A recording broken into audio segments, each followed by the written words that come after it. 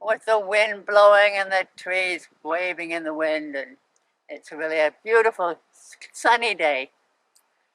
We're feeling a little bit sad here, Laurel and I, because our wonderful Joanne is away on a car driving, touring, fun couple of weeks with George, her husband, and we are missing her here.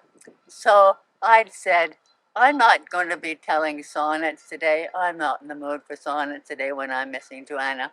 So I thought, what am I going to bring to this wonderful meeting, or this wonderful get together of Encompass?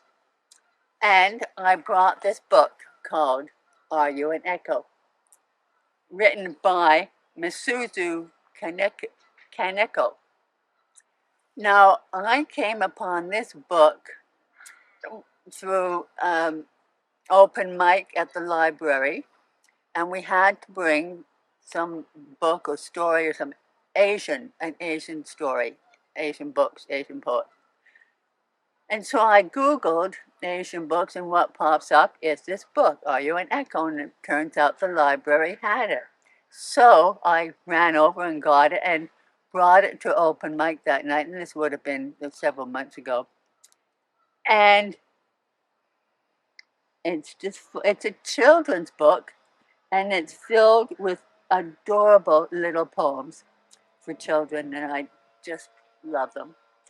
And it turns out, when reading a story about Misizu, she got married to a man who was cheating on her all over the place, apparently, and got a disease, which he came and gave to her.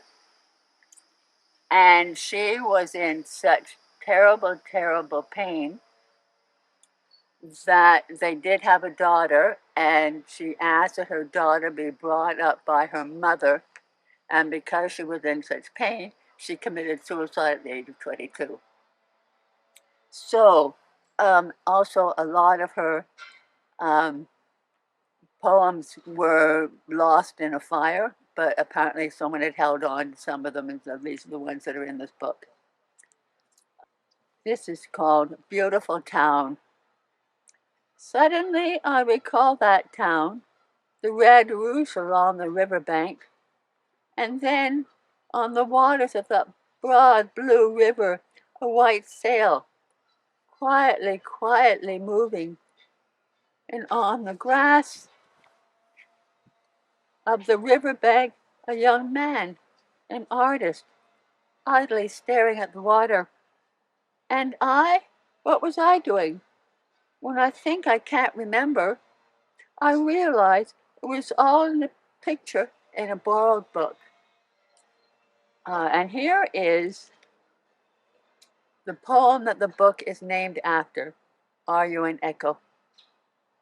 And when I read this poem at open mic, I had everybody who was there to repeat back to me. They were the echo. An echo.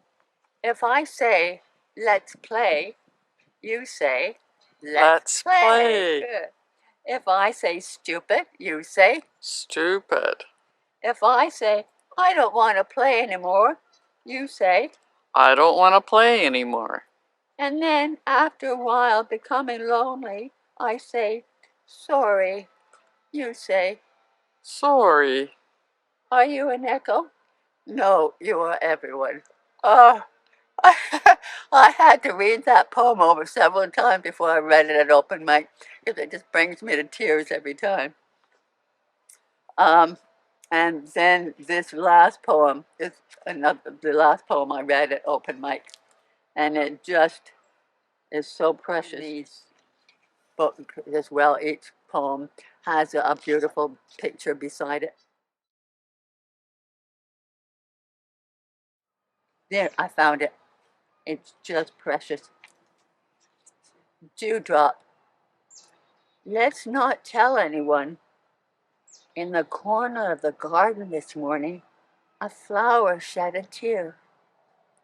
If word of this spreads to the ears of the bee, it'll feel it's done something wrong and go back and return the nectar.